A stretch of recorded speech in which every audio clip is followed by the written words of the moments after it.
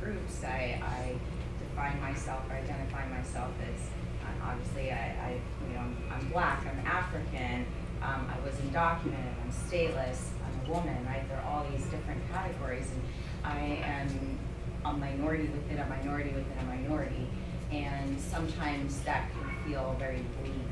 Not the association with groups that I'm associated with, but the perceptions, the negative perceptions that are associated with those groups. So it can feel very heavy. But to your question, there was a time where I felt like I had to pledge an allegiance to one group over another, right? And what I mean by that is, we talked a little bit earlier about the scarcity, whole idea of scarcity, and within marginalized communities, and we see this, throughout history, throughout the world. When you're part of a marginalized community, there's a tendency to create factions, so no one's at the very bottom, right?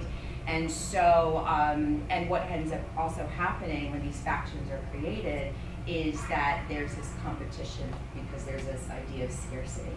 And so, I've experienced that as being, in the US, when people look at me, I'm African American, right? Although I'm also African, and not everyone would have known that I was undocumented, but I was also undocumented. But sometimes these marginalized communities, because they're at odds with each other. So there was a time, historically, I think this was maybe 5 years ago, now it's getting better, where there was this idea, or this myth that was being perpetuated perpetuated so that African Americans historically felt like they were in competition with undocumented immigrants for jobs, right? And so there was this, and it was the media, it was a lot of different people that was creating this divide, right? And I was in the middle of it, because I'm undocumented, I was undocumented, and I was also Black, I'm also African American. So which allegiance do you pledge to, right? And so it was really difficult, and what I realized is that I cannot pledge allegiance to just one. I am all of these people. I sit in the intersection of all of these identifiers. These are all the things that make me who I am. I think I actually also realized that even when I went back to Zambia just a few years ago, 5 years ago. I went back to Zambia.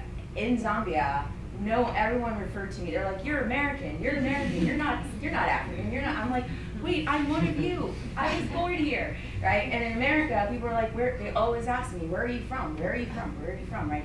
So I have decided that I am not going to let other people define me. I'm just going to, define myself.